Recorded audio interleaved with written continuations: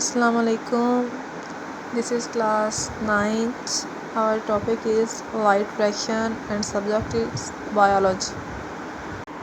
This is class 9th and today our topic is light reaction.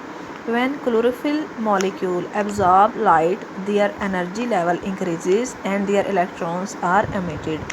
हमने previous lecture में पढ़ा था कि जो लाइट रिएक्शन है इनमें जो सूरज की रोशनी है वो डायरेक्टली यूज़ होती है। तो जब क्लोरोफिल मॉलिक्यूल पे लाइट पड़ती है तो जो उनका एनर्जी लेवल है वो बढ़ जाता है और वहाँ से इलेक्ट्रॉन जो हैं वो खारिज हो जाते हैं। क्लोरोफिल मॉलिक्यूल से इलेक्ट्रॉन जो हैं वो निकल के इलेक्ट्रॉन ट्रांसपोर्ट चेन में चले जाते हैं जहाँ पे वो फर्दर प्रोसेस करके एटीपी प्रोड्यूस करते हैं। Light also breaks water molecules and oxygen is released. हम जानते हैं कि जो वाटर मॉलिक्यूल है वो हाइड्रोजन और ऑक्सीजन से मिलके बना होता है। तो जब ये टूटता है तो उसमें से जो ऑक्सीजन है वो रिलीज़ हो जाती है and the hydrogen atom of water give electron to chlorophyll and become ions. और जो उसका हाइड्रोजन एटम है वो भी अपने इलेक्ट्रॉन्स क्लोरोफिल को दे देता है और आयंस में कन्वर्ट हो जाता है। The electrons of chlorophyll after production of ATP and the hydrogen ions of water are used for reduction of NADP positive into NADPH। जो क्लोरोफिल मॉलिक्यूल से इलेक्ट्रॉन्स मिलते हैं इसके अलावा जो हाइड्रोजन आयन से भी इलेक्ट्रॉन्स मिलते हैं वो मिल के NADP पॉजिटिव की NADPH में रिडक्शन कर देते हैं।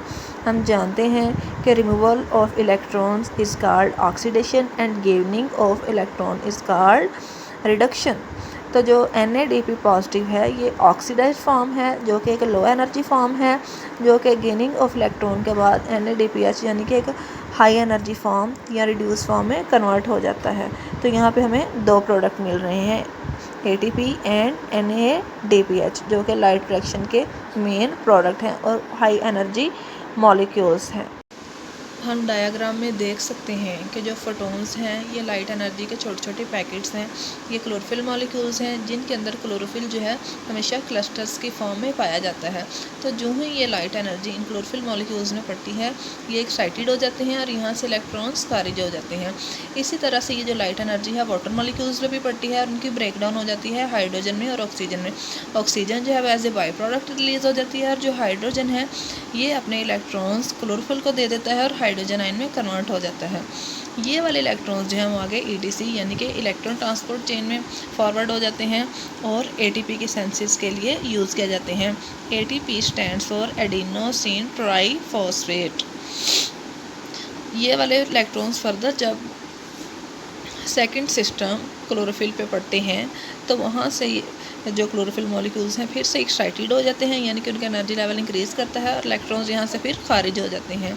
ये वाले इलेक्ट्रॉन्स और हाइड्रोजन आयन जो कि हमें वाटर मॉलिक्यूल से मिला था मिल के NADP पॉजिटिव की NADPH में रिडक्शन कर देते हैं। हम जानते हैं कि ऑक्सीडेशन का मतलब है रिमूवल और इलेक्ट्रॉन्स एंड रिडक्शन का मतलब है गेनिंग ऑफ इलेक्ट्रॉन्स। तो यहाँ पे हमें दो प्रोडक्ट मिल रहे हैं ATP एंड NADPH। हमने प्रीवियस लेक्चर में भी पढ़ा था कि जो लाइट रिएक्शन के प्रोडक्ट हैं वो ATP और NADPH हैं और ये बहुत ज़्यादा हाई एनर्जी मॉलिक्यूल्स हैं।